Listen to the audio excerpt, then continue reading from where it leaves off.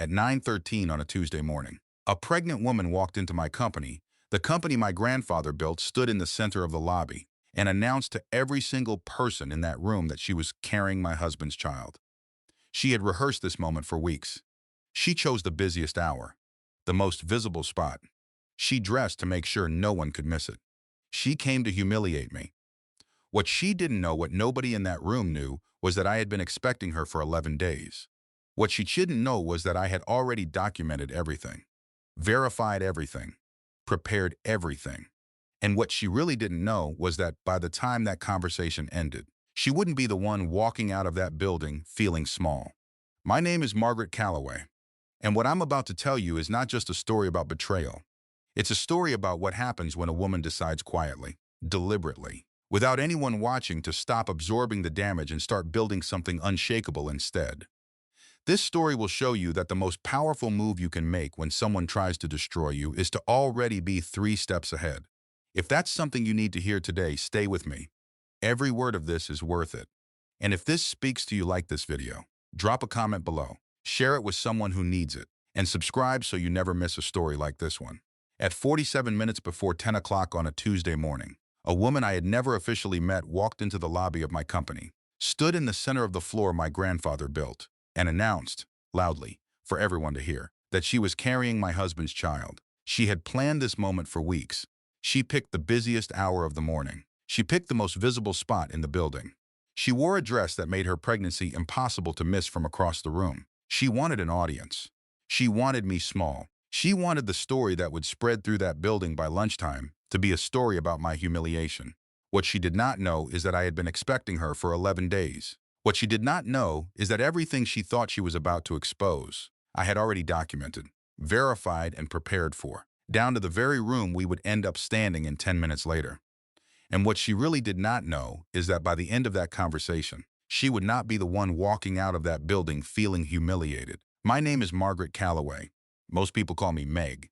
To understand exactly how she ended up in that lobby, and exactly why everything went so differently than she expected, I need to take you back 11 weeks, to a life that looked, from the outside, like it was working. I was 38 years old, and I was the operations director of Calloway Freight Solutions, a mid-sized logistics company my grandfather had started in a rented garage back in 1971. My parents had spent 30 years turning it into something respected. I had not inherited my position. I want to be clear about that, because it matters to everything that follows. I started as a summer filing clerk at 16. I became an account manager straight out of college. I earned every promotion after that while watching colleagues quietly assume that my last name did the work for me. It never did. My father made sure of that. He was harder on me than on anyone else in that building, and I loved him for it, even when I resented it. I had been married to Garrett Calloway for 9 years. He took my last name when we married, which was his idea, something I found romantic at the time. We met at a charity dinner. He remembered that I took my coffee black and that I hated carnations and that I cried every single time I watched a certain old movie, even though I always pretended I didn't. In the early years, we were a real partnership. We bought a 4-bedroom house in a neighborhood called Lincoln Park, a house we both agreed was too big for 2 people, and we said we would grow into it. We traveled. We argued about small things and resolved them quickly. We built something together, or at least I thought we did. Garrett joined the company 3 years into our marriage. He had a background in business development, and my father, who trusted me completely, hired him based on my recommendation. That single decision would eventually cost me more than I could have imagined. 11 weeks before that lobby, everything began to change, although I did not know it yet. I was standing in our bathroom at 6:15 in the morning, holding a small white test, waiting for a result I had not expected. Garrett and I had talked about children early in our marriage, constantly, later, less. The conversations had grown quieter without either of us formally deciding to stop having them. I had missed one cycle. I told myself it was stress. I was always stressed. 2 pink lines. I sat on the edge of the bathtub for a long time, and something strange happened inside me. Something quiet and warm and entirely unexpected. I was happy. Genuinely, uncomplicated happy. The kind of happiness that bypasses your brain and goes straight to somewhere deeper. I decided I would tell Garrett that evening, over dinner. I would make the meal he liked, open a bottle of wine we had been saving, and tell my husband we were going to have a baby. I rehearsed the moment all day at work. I never got to say the words. Garrett came home 45 minutes late that night. Nothing unusual about that. He had been coming home late for months, he said, because of long meetings and client dinners and traffic. I had dinner ready and candles lit. He walked in distracted, kissed me on the cheek without looking at me, poured a glass of water, checked his phone twice, and sat down at the table still wearing his coat. Something in me shifted. The warm happiness I had carried all day quietly moved to one side. I did not tell him about the pregnancy that night. I am still not entirely sure why. I only know that I listened to something inside me that said, "Not yet." 3 days later, I was working late at the office. Garrett had stopped by that afternoon for a meeting and left his leather folder on the conference table. I found it when I was locking up and picked it up to bring it home. I want to be honest with you. I was not snooping. I was not suspicious, not yet. Not specifically. I was simply going to check whether there was anything important inside that needed handling. A folded receipt slipped out from between 2 pages and landed on the table. It was from a hotel called the Meridian, a boutique property about 40 minutes outside the city. The booking was for a weekend stay, 2 nights. 3 weeks earlier, the room had been reserved under Garrett's corporate card, and the second name on the reservation was Delia Hargrove. I read that name 4 times. I had never heard it before in my life. I folded the receipt and put it in my coat pocket. I turned off the conference room lights. I walked to my car. I sat in the parking garage for 22 minutes without starting the engine. Then I drove home, made myself a cup of decaffeinated tea because I was pregnant and had already started protecting the baby I hadn't told anyone about yet, and I went to bed without saying a word.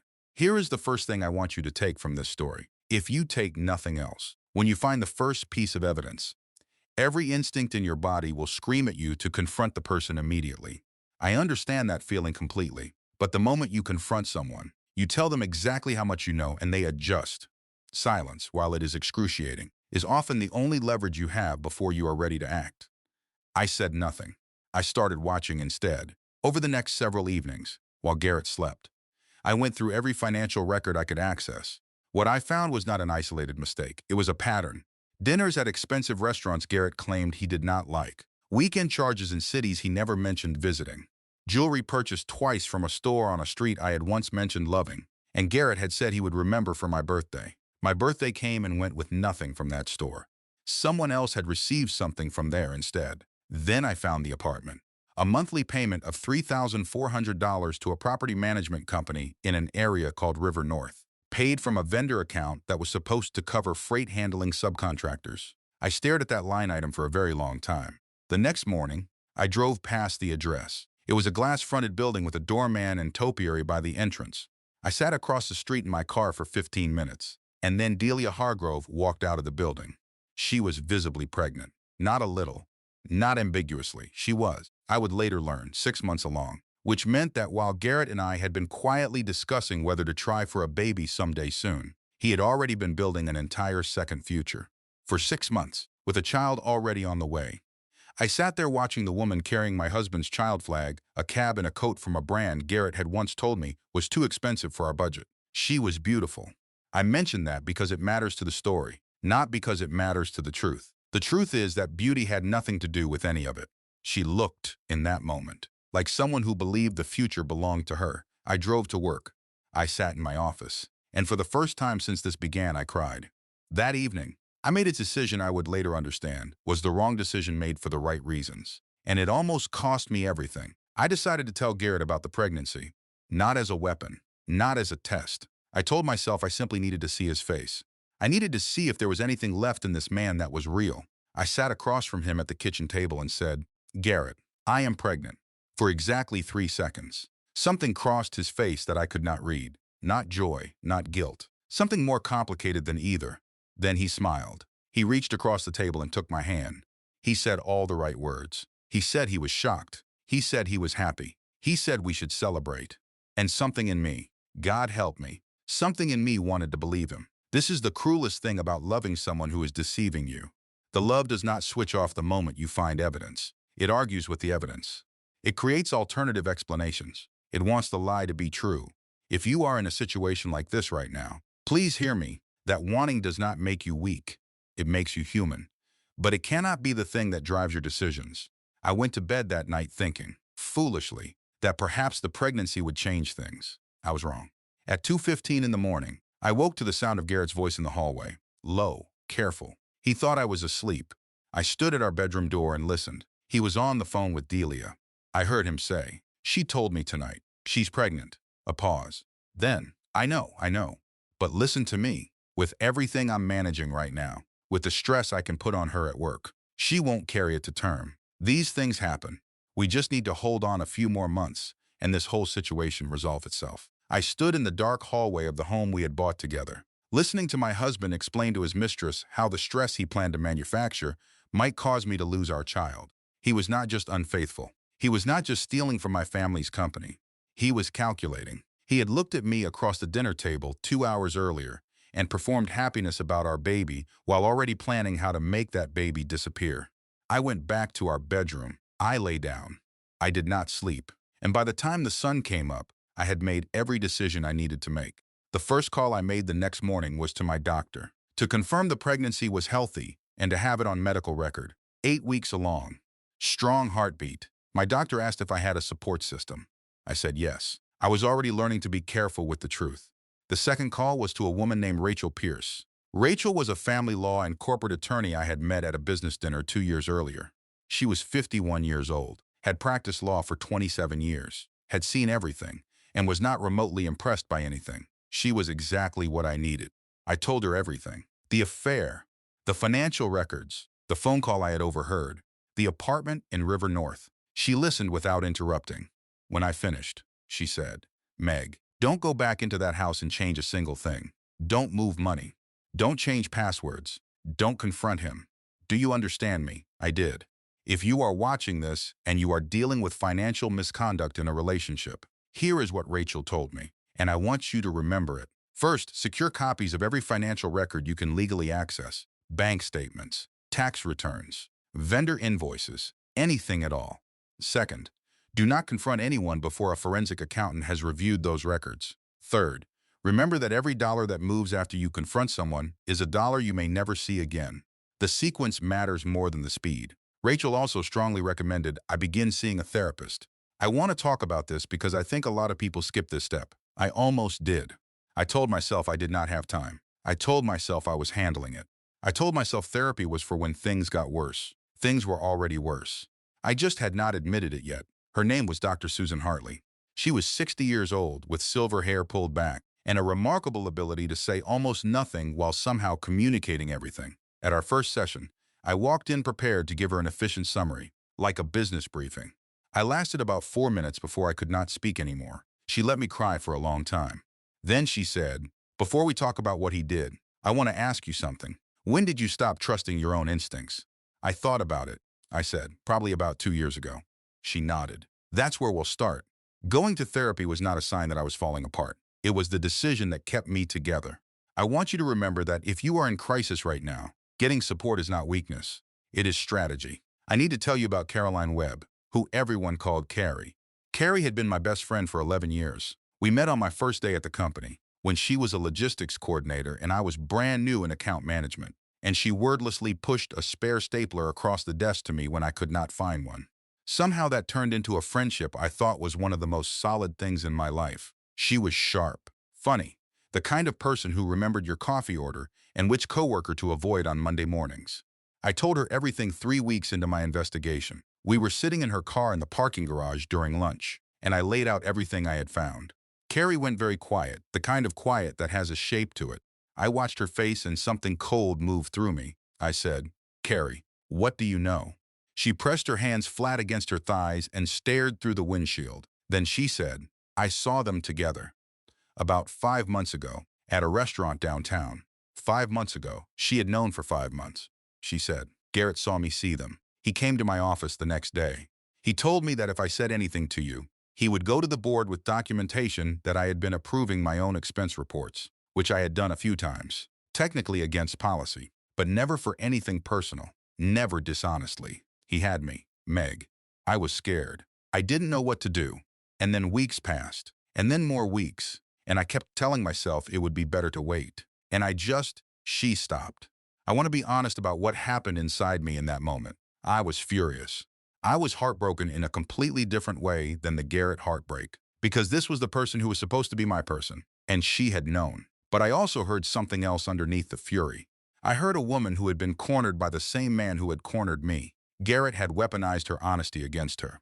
He had found her one small vulnerability and used it as a leash. He had been doing that to multiple people at the same time. I did not forgive her that day. Real forgiveness takes time, and pretending otherwise does a disservice to the process. But I also did not walk away. I said, I need to know everything you saw. Everything you remember. Can you do that? She said yes. When betrayal comes in layers, from a partner, and then from someone you trusted to protect you, it is easy to redirect all of your anger toward the person closest to you. But before you do, ask yourself this. Who created the conditions that made everyone around you afraid? Garrett had not just deceived me. He had built a web of control that reached into every relationship in my life. That was intentional. Understanding that changed how I saw Carrie. 3 weeks after that conversation, I believed we were close to the end of the preparation phase. The forensic accountant, a man named James Whitfield who had an almost offensively calm demeanor for someone who spent his days uncovering white-collar crime, had compiled a file that was thorough, damning, and devastating. Garrett had been routing company funds through fictitious vendor accounts for at least 2.5 years. False invoices, manufactured approval signatures using my own electronic authorization, which he had access to as a system administrator on our platform. A total of $460,000 that had moved through channels designed to look routine. The money had gone to the River North apartment, to travel, to a private investment account in Delia's name, and to something James described as a secondary account we're still tracing. Rachel had the divorce filing prepared. The asset protections were in place. We were ready to move. I thought it was almost over. On a Tuesday morning, I woke up and found blood. I will not describe the fear of that morning in detail, because some things belong only to the woman who lived them. I will only tell you that I drove myself to the hospital, alone at 5:45 in the morning, because I had not yet told anyone I was pregnant, and because I did not want to call Garrett. I sat in an examination room for 2 hours before the ultrasound technician found the heartbeat, a subchorionic hemorrhage, not uncommon in the first trimester. The baby was fine. I needed rest, reduced stress, and monitoring. The baby was fine. I cried so hard that a nurse came back in, closed the curtain, and sat with me for 20 minutes without saying a word. My phone had been on silent during the examination. When I turned it back on in the hospital parking garage, still shaking, I had 14 notifications. 11 were from Rachel. I called her immediately. Her voice was controlled. Rachel's voice was always controlled, but I could hear something behind it. She said, Meg, Garrett knows about the filing. We don't know how, but this morning, at 7 a.m., he moved $120,000 from the operating account to an account we have not been able to identify.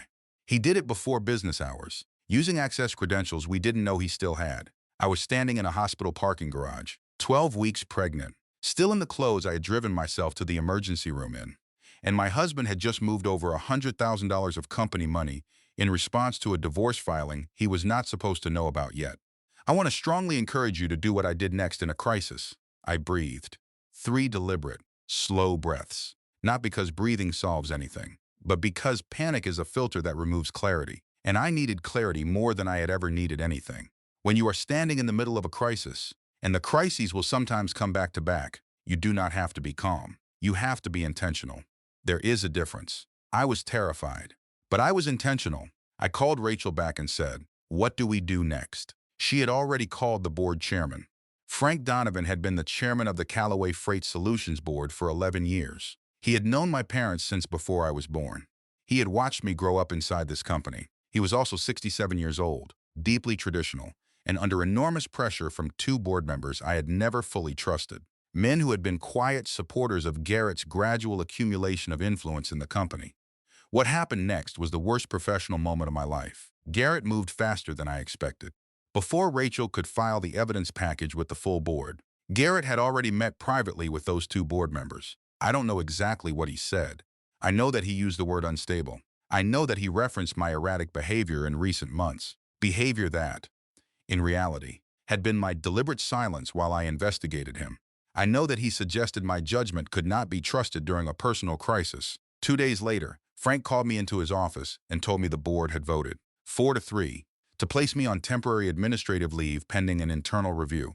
I sat in that chair across from a man who had known me since I was 7 years old, and I heard him tell me that the company my grandfather built, that my parents gave their lives to, that I had worked every day of my adult career to protect and grow, was being taken from me while the man who was stealing from it remained in place. I did not cry in that office. I thanked Frank. I stood up. I shook his hand. I walked to the elevator, rode it down 16 floors, walked through the lobby, sat in my car, and fell completely apart.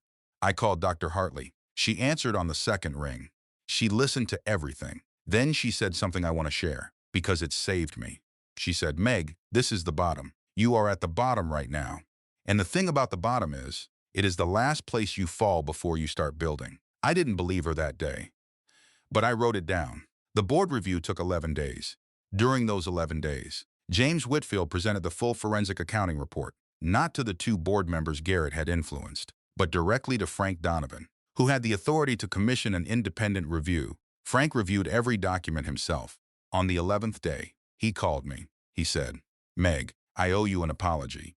I should have asked to see the evidence before I voted." The board reversed the suspension.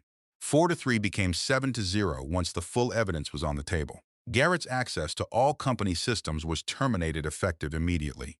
A referral was made to the Financial Crimes Division of the federal government. I walked back into Callaway Freight Solutions on a Friday morning. Carrie was standing in the lobby. She handed me a coffee. Black, no sugar, exactly right, and didn't say anything. And I understood that this was her version of an apology, and I accepted it. For approximately 48 hours, I believed the worst was behind me. On Sunday evening, Rachel called me. She said, "The secondary account James flagged, the one we couldn't trace. We traced it." I waited, she said. "Garrett has been paying a private investigator for the last 4 months to follow you." I felt the room rearrange itself. She said, "He has photographs. Meg, of you meeting with James, with me, with the board chairman.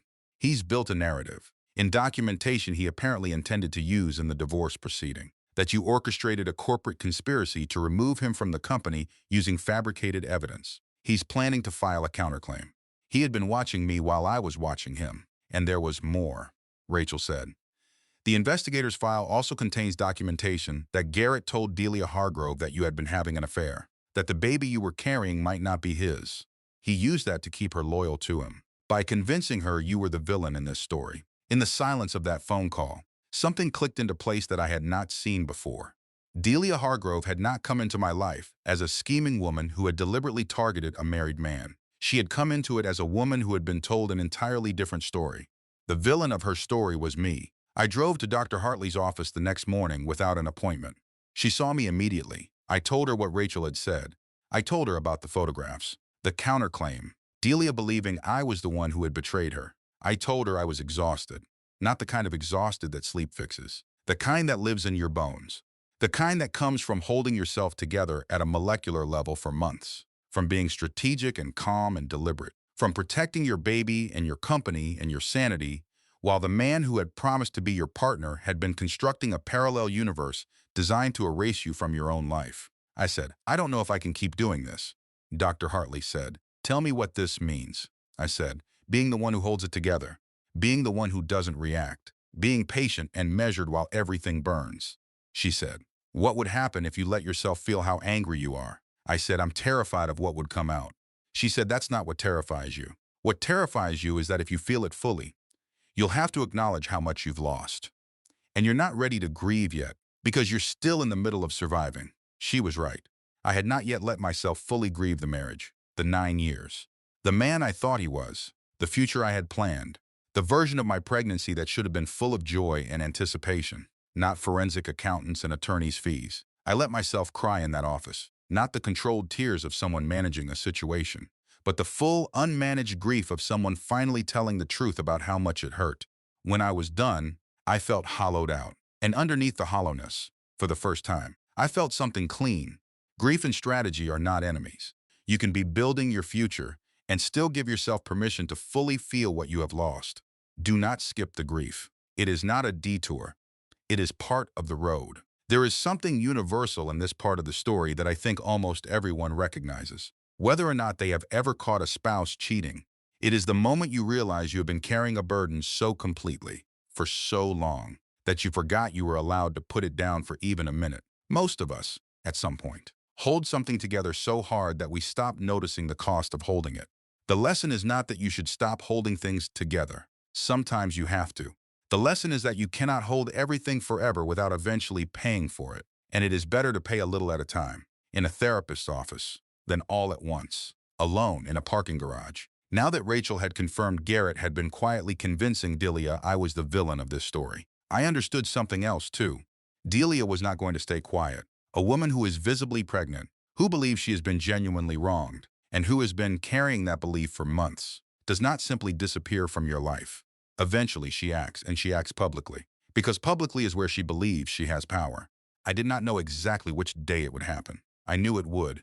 If you ever find yourself anticipating a public confrontation from someone who has been lied to about you, and this happens more often than people admit, do not try to prevent the confrontation. Prepare for it instead. Have your documentation ready before the moment arrives, not after. The version of you that reacts calmly with evidence already in hand will always outlast the version of you that scrambles for proof in real time. I asked my assistant to flag me the moment anyone unfamiliar asked for me at the front desk. I kept a folder, the lease agreement, the investigator's report, the financial summary, in my desk drawer instead of a locked office safe, so I could reach it in under a minute if I needed to. 11 days passed. I went to work. I ran the freight contract renewals I was responsible for. I attended my scheduled therapy sessions. I felt Clara, though I did not know her name yet, move for the first time, a small flutter low in my stomach while I was reviewing a shipping manifest. And I sat completely still at my desk for a full minute, just feeling it. On the 11th day, on a Tuesday morning, my assistant knocked on my office door with the particular, careful knock that always means something is happening that requires my presence. She opened the door and said, "There's a woman in the lobby. She won't leave. She says she needs to speak to you." I already knew who it was. I had been expecting her, in some form, for weeks. What I had not expected was the version of her I was about to meet. I walked out to the lobby. Delia Hargrove stood in the center of it. She was 6 months pregnant, visibly, unmistakably. She was wearing a dress that made her pregnancy deliberate in public, and her expression said clearly that she had rehearsed this moment. The lobby had gone quiet. Phones rang unanswered. Conversations stopped mid-sentence. She looked at me and said, loudly, for the room, "I'm carrying Garrett Calloway's baby, and I think his wife should know it." She paused for effect. In front of everyone, silence. A long, still beat. I looked at her, and here is what I saw. Now that I was looking without the lens of threat, I saw a 32-year-old woman who was 6 months pregnant, standing in a lobby full of strangers, her jaw slightly tight, her breathing slightly too controlled. I saw someone who had been told a story about this moment that was not going to match the reality of it. She thought I was going to fall apart. She thought I was going to be humiliated. She thought she was here to collect something. Garrett walked through the front entrance at that exact moment. He had been called by someone, or had followed her. I never found out which. His face went pale the instant he understood what he had walked into. He looked from Delia to me and then back to Delia. For the first time in months, Garrett Calloway had no idea what to do next. I turned to the receptionist and said, "Please have the conference room set up, and make sure security is aware of the situation, just so we have it noted." Then I looked at both of them. "If you're both here," I said, "then I think it's time we all knew the same things." The door closed behind us. Garrett sat down. He looked, for the first time since I had known him, like a man who understood that the story he had been telling was ending. Delia stood near the window. She was still holding on to the confidence she had walked in with, but it was visibly wearing thin. The room was not what she had expected. I placed my folder on the table. I said, "Before I say anything, I want to ask you something. Delia, what did Garrett tell you about me?" She blinked. She had not expected that to be my first question. "He told me your marriage had been over for years," she said, "that you were emotionally volatile." That. She stopped. "Go on," I said. She looked at Garrett briefly, then back at me. "He told me you had been having an affair, that you were pregnant, but that the baby might not even be his."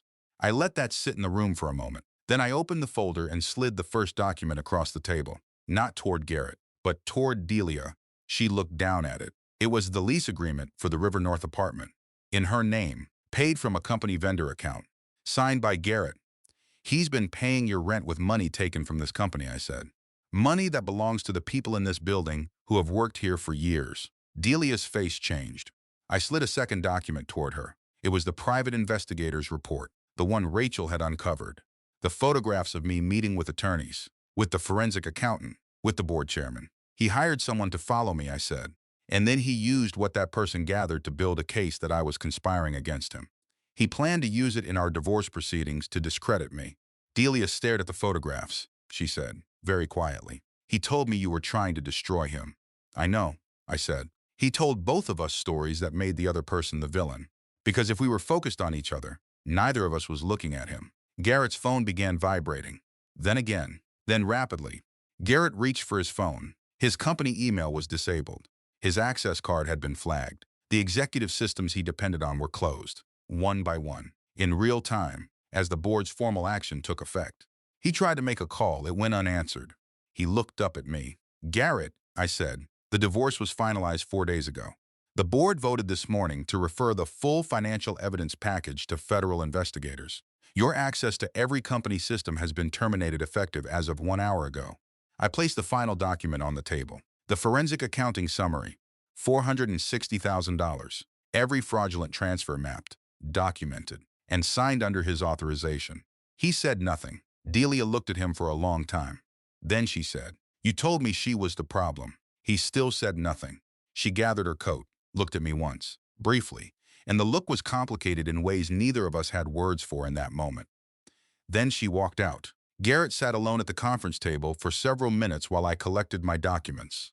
When I reached the door, he finally spoke. He said, "I didn't think you'd actually go through with it." I turned around. "I know," I said. "That was your first mistake." I closed the door behind me.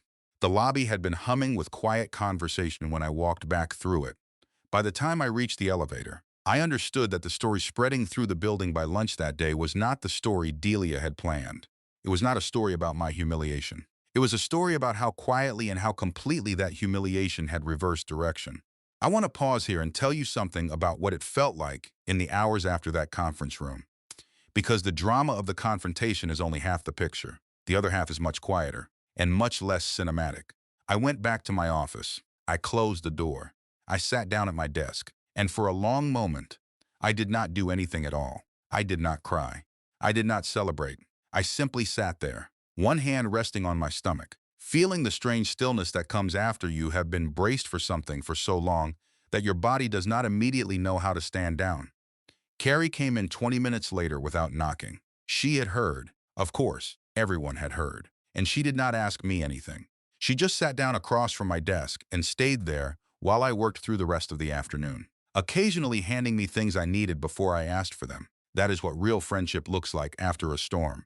It does not always look like words. Sometimes it looks like someone simply staying in the room. In the weeks that followed, I allowed myself to breathe. The board was fully supportive. The federal investigation opened formally, with James Whitfield's report forming the backbone of the case against Garrett. Rachel was managing the divorce asset settlement, which, thanks to the documentation we had built long before the lobby confrontation, moved in my favor without much resistance. Carrie and I were rebuilding, carefully, honestly, one conversation at a time. I was 16 weeks pregnant. I had told my closest colleagues. The responses were warm. For the first time in months, I thought, it's over. It wasn't quite. 6 weeks after the confrontation, Rachel called me with something she described as unexpected but not entirely surprising. Delia Hargrove had retained her own attorney. Not against me, against Garrett. She was suing him for fraud, misrepresentation, and intentional infliction of emotional distress. Her attorney had subpoenaed the same financial records we had already compiled, the ones proving that Garrett had funded their relationship with stolen money and had used her, legally speaking, in ways she had not consented to. Delia's attorney had also reached out to Rachel. They wanted to know if I would be willing to share documentation. I thought about this for a very long time. I thought about the woman who had walked into my lobby with her future on display. Sure, she was winning. I thought about what she had actually been given by the man who had promised her that future. A story full of lies. A pregnancy. A lawsuit. An apartment paid for with stolen money. I called Rachel back and said, send her everything she needs. This was not forgiveness. Exactly. It was something more practical. It was a recognition that two women had been handed different pieces of the same lie, and that the truth was more powerful when it moved in one direction. The months that followed were not easy. And I want to be honest about that rather than skip to the highlight reel.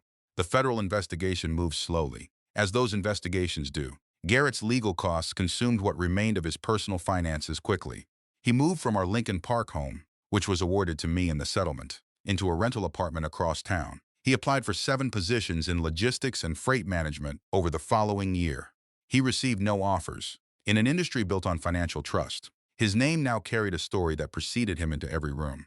Delia's case against him proceeded separately from mine. I don't know exactly how it resolved. That chapter closed for me the day I sent over the documents. The company recovered. This is the part I am most proud of. Not because of what it meant for me personally, but because of what it meant for the 214 people who worked at Callaway Freight Solutions, who had shown up every day through all of this, trusting that the institution they worked for would survive. We brought in a new financial officer. We overhauled our internal controls. We onboarded 3 major new clients over the following year. Clients who specifically noted in their contracts that they chose us because of the transparency we had demonstrated during a very public corporate crisis. Frank Donovan formally recommended to the board that my title be updated to Chief Executive Officer. The vote was unanimous. My grandfather started this company in a rented garage. My mother ran it in heels and a blazer when women in this industry were still considered a novelty. My father ran it with the kind of integrity that never needed announcing. I walked into the chief executive's office on a Tuesday morning in October and sat behind a desk that used to be my grandfather's. I put my hand on my very pregnant stomach and thought, not yet, not quite yet, but we're almost there. I want to slow down here, because I think the middle of a story like this often gets told too quickly, as if surviving a betrayal is a straight line from discovery to victory. It is not. There were entire weeks that autumn where I was simply tired. Tired in a way that had nothing dramatic about it. I would come home from a full day of managing a company in crisis, sit on the couch, and simply stare at the wall for 20 minutes before I could summon the energy to make dinner. Dr. Hartley had a name for this. She called it the quiet middle. The dramatic parts of a crisis, the discovery, the confrontation, the courtroom filings, get all the attention, she told me. But the quiet middle is where the real healing work happens. And almost nobody prepares you for how boring and exhausting that part is. I remember one session in particular. I told her I felt guilty for being tired, as if surviving something this large should have made me stronger and more energized. Not more depleted, she said. Meg, you are allowed to be exhausted by something even after you have survived it. Surviving does not erase the cost. It just means you paid the cost and kept going. That distinction mattered to me more than almost anything else she said during our entire time working together. I think a lot of people believe that once the crisis is resolved, the exhaustion should lift immediately, and when it doesn't, they assume something is wrong with them. Nothing was wrong with me. I had simply spent months running on reserves I did not know I had, and now the bill was coming due. I share this because I suspect many of you listening have lived through your own version of a quiet middle, whether it involved a marriage, a job, a family crisis, or something else entirely. The specific details of my story are mine, but that particular kind of tiredness, the kind that comes after you have held yourself together through something enormous, is something almost everyone eventually experiences in one form or another. If you are in that phase right now, I want you to know that the tiredness is not a sign of failure. It is the natural cost of having survived something difficult. Rest is not a luxury you have to earn. It is part of the recovery itself. During this period, Carrie and I had several long, difficult conversations about what had happened between us, about her silence, about the fear Garrett had used to control her. I told her honestly that there were still moments when I felt a flash of the old anger. When I thought about those 5 months she had known and said nothing. She did not defend herself in those moments. She simply listened and apologized again and let the anger exist without trying to talk me out of it. That, it turned out, was exactly what I needed. Not a perfect apology delivered once and then never mentioned again, but a willingness to sit with the discomfort every time it resurfaced, for as long as it took, slowly, over months. The trust between us rebuilt itself, not to exactly what it had been before, because some things do change permanently once trust has been broken, but to something honest and real, which in the end mattered more to me than something that only looked unbroken from the outside. I also want to tell you about a smaller moment that mattered more than it should have. One evening in late September, I was going through a box of old files in the office, cleaning out a cabinet that had not been touched in years. And I found a photograph of my father and my grandfather standing in front of the original garage where the company had started, back in 1971. My grandfather was younger in that photograph than I was at the time I found it. He looked tired and proud and slightly unsure of himself, the way people often look in old photographs when they do not yet know how their story turns out. I kept that photograph on my desk from that day forward, not because it gave me some grand revelation, but because it was a quiet reminder that the company had survived uncertain beginnings before. That people who look unsure of themselves in old photographs sometimes go on to build things that last for generations. And that I did not need to have every answer in that particular moment to still be doing the right thing. By the time October arrived and the board voted to make me chief executive, I want to be honest that the moment did not feel like the triumphant scene it might look like from the outside. It felt quiet. Frank shook my hand in a conference room with only a handful of people present. There was no applause, no dramatic music. I signed some paperwork. I went home that evening and made myself dinner, alone, and sat at the kitchen table where, 11 weeks earlier, I had told Garrett I was pregnant and watched him perform a happiness he did not feel. I sat at that same table, in the same chair, and let myself notice how different the silence felt now. It was not the anxious silence of a marriage quietly falling apart. It was simply quiet, ordinary, mine.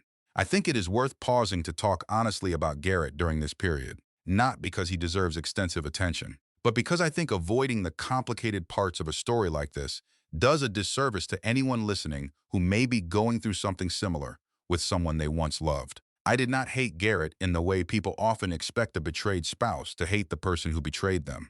What I felt was closer to a kind of clear-eyed disappointment, the specific grief of realizing that someone you built a life with for 9 years was capable of a level of calculation you had never imagined. I had married a man I believed was fundamentally decent, even when he made mistakes. What I learned, slowly and painfully, was that the version of Garrett I had married was, in important ways, a performance, one he had likely been maintaining for years before I ever found that hotel receipt. There is a particular kind of loneliness in that realization. It is not simply the loneliness of losing a partner. It is the loneliness of realizing that some of your most important memories now require re-examination. Was he actually paying attention when he remembered I hated carnations? Or was that simply a piece of information he had learned to use effectively? I do not know the answer to that question, and I have come to accept that I may never know it. Some questions do not get resolved. You simply learn to live alongside them without letting them define you. Dr. Hartley helped me understand something important during this period. She said that people who are capable of sustained, calculated deception over long periods of time are often skilled at making that deception feel, in the moment, indistinguishable from genuine care. That does not mean everything Garrett ever did was calculated. It means that once someone demonstrates the capacity for that level of manipulation, it becomes almost impossible to retroactively sort the genuine moments from the performed ones with any confidence. She told me that learning to make peace with that uncertainty, rather than endlessly trying to solve it, was part of what healing actually looked like. I want to share something else, because I think it matters for anyone listening who has gone through something similar. In the months after the divorce was finalized, I occasionally saw people online, and sometimes even in person, express a kind of surprise that I was not more visibly angry, more visibly vengeful, more interested in punishing Garrett beyond what the legal system was already doing. I want to address that directly. My goal was never to destroy Garrett for the sake of destroying him. My goal was to protect myself, my child, my family's company, and the people who depended on that company for their livelihoods. The consequences Garrett faced were consequences of his own choices, not consequences I manufactured out of a desire for revenge. There is an important difference between accountability and vengeance, and I think that difference matters more than people often acknowledge. Accountability is about making sure the truth is known and acted upon. Vengeance is about making someone suffer for the sake of your own satisfaction. I pursued the first. I tried very deliberately not to let myself slide into the second, not because Garrett did not deserve consequences, but because I did not want to build the next chapter of my life on a foundation of vengeance. That foundation, I believed, would not hold up over time, and I was building something meant to last. This brings me to something I think is genuinely universal, something that has nothing to do with hotel receipts or forensic accountants or corporate boards. At some point, almost everyone who survives a serious betrayal faces a choice about what kind of person they want to become as a result of it. You can let the betrayal make you smaller, more suspicious, more closed off, organizing the rest of your life around protecting yourself from a repeat of what happened. Or you can let it make you clearer about what you actually want and who you actually are, without necessarily closing yourself off from future trust. Neither choice is wrong, and I do not think there is a single correct way to heal from something like this. But I do think it is worth asking yourself the question directly, rather than letting the answer happen to you by default. I asked myself that question many times during those months, sitting in Dr. Hartley's office, sitting alone at my kitchen table, sitting in my car in that same hospital parking garage where I had once received devastating news. I did not always like my answer. Some days the honest answer was that I wanted to close myself off entirely. But over time, with a great deal of deliberate effort, I chose the other path. I chose to let this experience make me clearer, not smaller. I do not know if that choice was easier for me than it would be for someone else in a similar position. I suspect it was not. I had resources many people do not have, an attorney I trusted, a therapist I could afford to see regularly, a company with a board willing, eventually, to review the actual evidence rather than simply believing the loudest voice in the room. I want to acknowledge that directly, because I think it would be dishonest to suggest that willpower alone got me through this. Support mattered enormously, and I was fortunate to have access to it. If you are going through something similar and do not currently have that kind of support, please know that reaching out for it, whether through a low-cost legal clinic, a community mental health resource, or simply a trusted friend, is not a sign of weakness. It is often the single most important step available to you. My daughter was born on a Thursday in November. 7 pounds, 4 ounces, dark hair, an unexpected surprise, since both Garrett and I were fair. She came into the world loudly and immediately, as if she had been waiting long enough. I named her Clara, after my mother. Carrie was in the waiting room. She had driven me to the hospital at 2 in the morning, held my hand through 6 hours of labor, and had fallen asleep in the chair by the window with her coat still on. When the nurse brought Clara out and placed her in Carrie's arms for a moment, Carrie looked up at me with an expression that had 11 years of friendship and one very long, complicated year folded into it. "She's perfect," she said. "Yeah," I said. "She really is." 6 weeks later, I received a card in the mail. No return address. But I recognized the handwriting from documents I had seen during the investigation. It was from Delia. Inside, she had written 4 sentences. I am not going to share all of them, because some things are private between two people who experienced something complicated together. But the last sentence said, "I hope she grows up in a world where women don't have to work this hard just to keep what's theirs." I kept the card. Dr. Hartley and I had our final scheduled session when Clara was 3 months old. She asked me what I would tell other women who found themselves where I had been. I thought about it for a long time. I said, I'd tell them that the hardest part isn't surviving the betrayal. The hardest part is not letting the betrayal become the story you tell yourself about who you are. Because that's what they're counting on, that you'll internalize it, that you'll shrink, that you'll spend the rest of your life organizing your identity around what someone else chose to do. And the day I stopped doing that, I said, was the day everything actually changed. I want to spend a little time here talking about what an ordinary week looks like now, because I think that matters as much as the dramatic parts of the story. Most mornings, I wake up around 6, feed Clara, and get to the office by 8. The company runs differently than it used to. Our financial controls are tighter. Our board meetings are longer and more thorough, because I insisted on it. Because I never again want a critical decision made on the basis of one person's persuasive narrative rather than actual evidence. Frank Donovan and I have a different relationship now, one built on the honest acknowledgement that he made a mistake and worked hard to correct it. I respect him more for that correction than I would have if he had simply gotten it right the first time and never had to demonstrate what accountability looks like in practice. Carrie still works at the company. She has been promoted twice since that year, not because of our friendship, but because she is genuinely excellent at her job, something Garrett's manipulation had briefly obscured but never actually changed. We do not talk about that year constantly. It comes up occasionally, usually briefly, usually with a kind of quiet acknowledgement rather than extended conversation. That, I have found, is often how the deepest wounds eventually heal, not through constant discussion, but through the accumulated evidence of a rebuilt, reliable, ordinary friendship. I have not remarried. I do not say that with any particular emotional weight attached to it, either regret or pride. It simply has not happened yet. And I am, for the first time in a long time, entirely comfortable with that being true without needing it to change on any particular timeline. Clara knows her father exists. She does not yet ask complicated questions about him, though I know that day will come. I have thought carefully about how I will answer those questions when they arrive, and I have decided that I will tell her the truth, calibrated appropriately for her age at the time, because I believe children deserve honesty more than they deserve a comfortable fiction, even when the truth is complicated. I want to return, before we close, to that moment in the lobby, because I think it holds a lesson that goes well beyond the specifics of my particular situation. Delia walked into that building believing that a public confrontation would give her power. She believed that humiliating me in front of my own employees would establish, decisively, whose story was true. I understand why she believed that. Public confrontation feels powerful in the moment. It feels like taking control of a narrative that has felt, for months, completely out of your control. But here is what I learned, and what I want you to take with you if you remember nothing else from this story.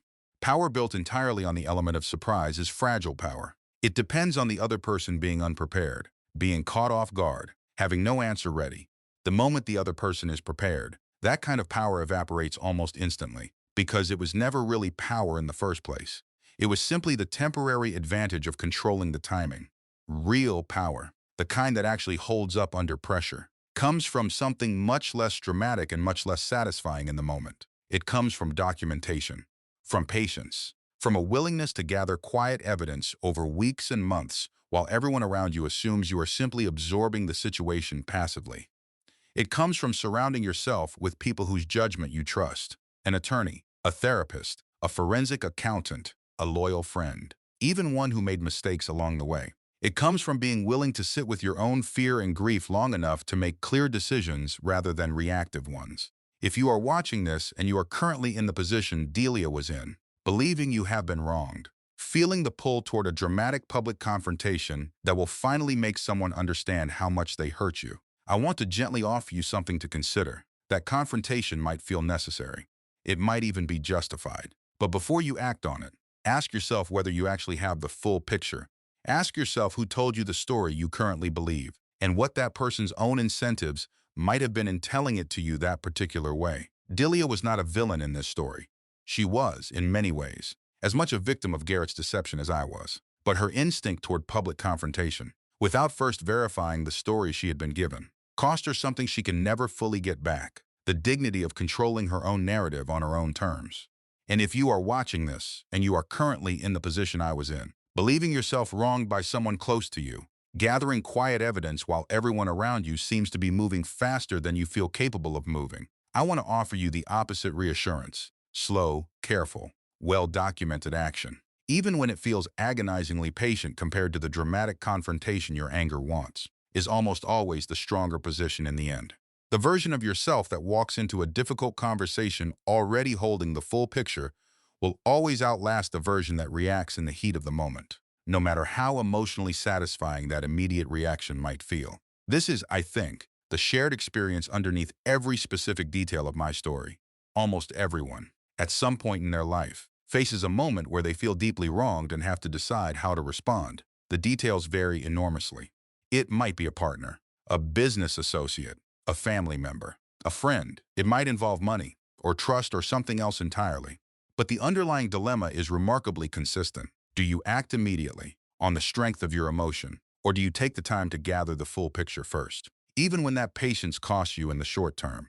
I do not think there is a universal correct answer to that question in every single circumstance, but I have come to believe, through the hardest year of my life, that patience paired with genuine preparation almost always serves you better than speed paired with pure emotion. Even when patience feels, in the moment, like weakness. If you have stayed with me through this entire story, I want to say something directly to you. Some of you are watching this because you love a good drama. That's completely fine, so do I. But some of you are watching because some part of this story felt familiar. The late nights, the phone turned face down, the financial records that didn't quite add up, the feeling that the life you're living has shifted slightly off its axis and you can't quite explain why. If that's you, please hear this. Trust that feeling. Do not dismiss it because you love someone. Do not dismiss it because confronting it is terrifying. Do not dismiss it because you've built a life together and you're afraid of what the truth might cost you. The truth, however difficult, is always better managed with preparation than stumbled into without it. Talk to someone, a friend, a therapist, an attorney if it comes to that. You do not have to do this alone, and you are not the problem for asking questions. And if you are in a situation right now where you feel unsafe, financially, emotionally, or otherwise, please reach out to someone who can help you protect yourself. And if you have children, you deserve honesty. You deserve a life that is actually yours. Clara is 7 months old now. She laughs at the sound of my voice and she hates loud noises, and she is, without question, the most interesting person I have ever met. She doesn't know yet what her first months of existence looked like from the outside, what her mother was managing while she was growing. When she's old enough, I'll tell her.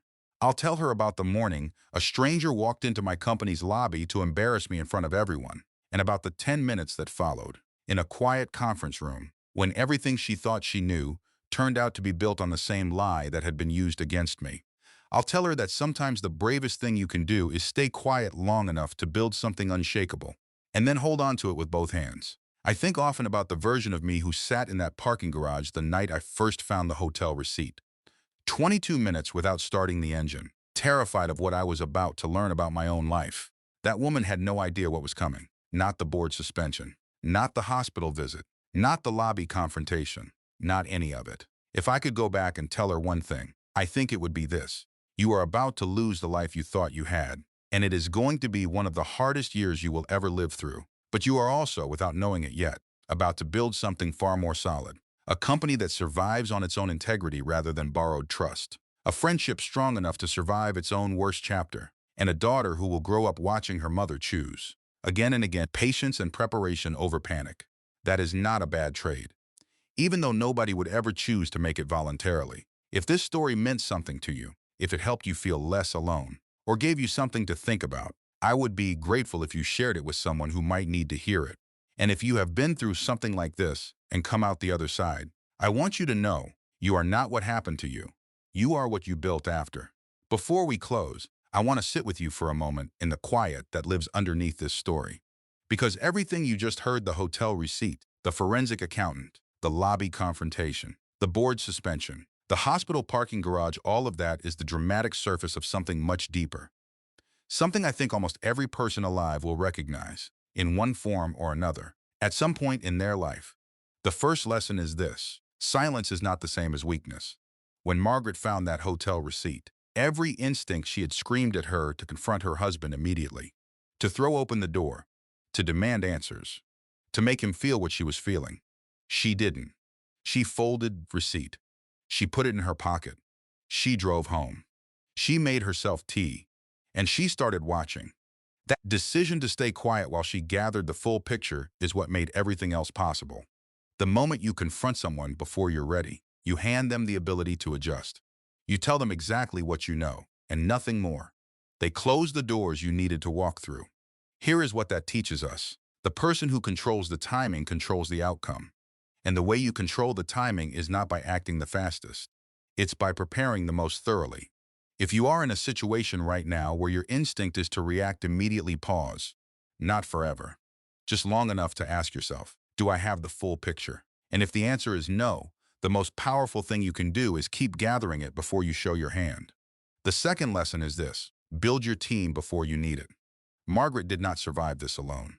She had Rachel, the attorney, James, the forensic accountant, Dr. Hartley, the therapist, and eventually, even Carrie, a friend who had failed her, but who was willing to sit in the wreckage and help rebuild.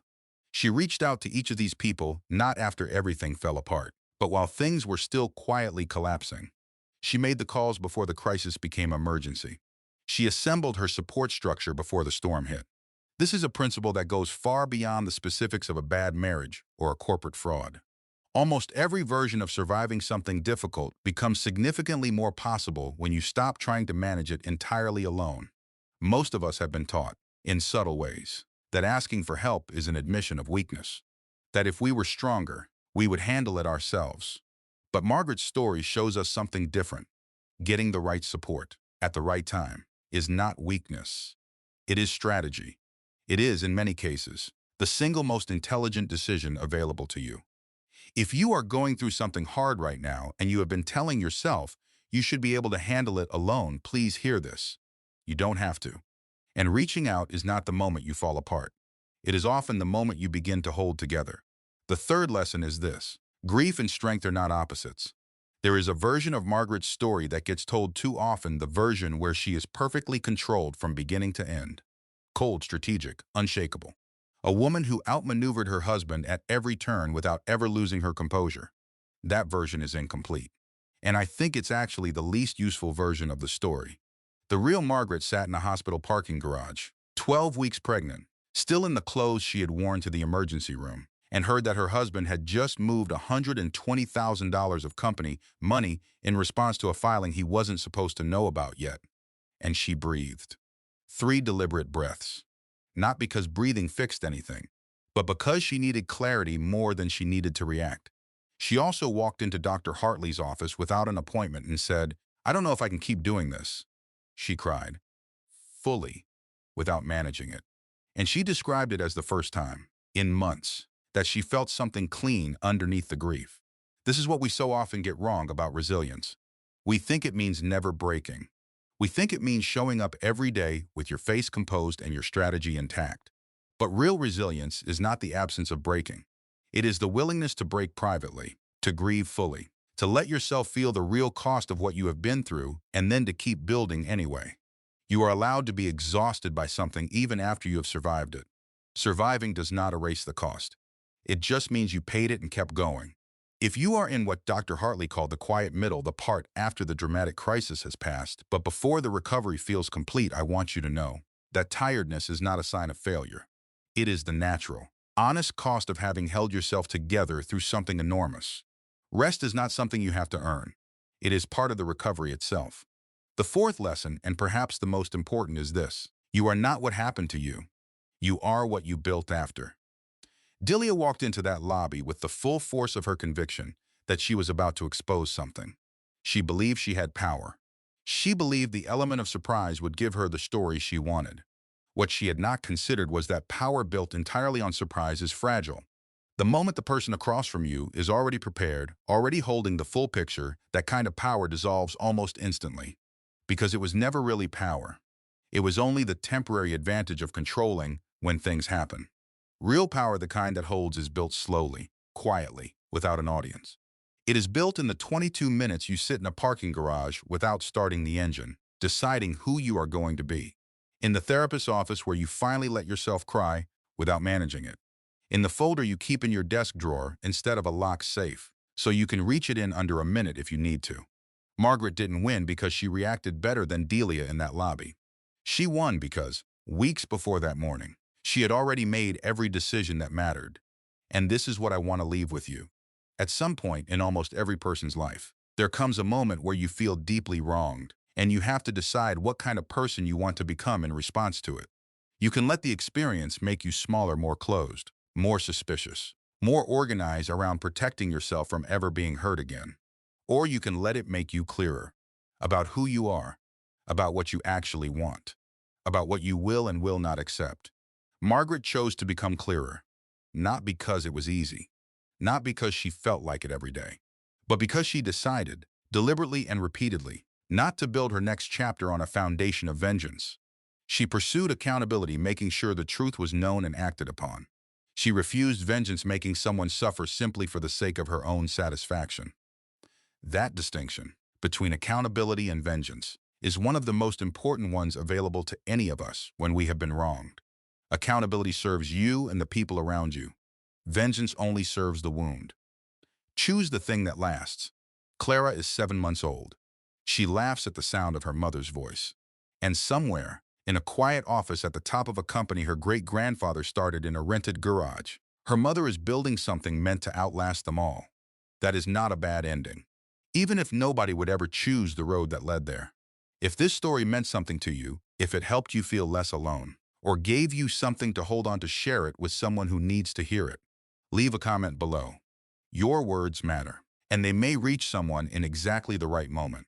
And if you are not yet part of this community, subscribe, because every story we tell here is chosen for exactly this reason, to remind you that you are not what happened to you. You are what you build after. This content was carefully researched, developed, and manually edited by our team with the sole purpose of delivering meaning, genuine insight, and lessons that stay with you long after the story ends.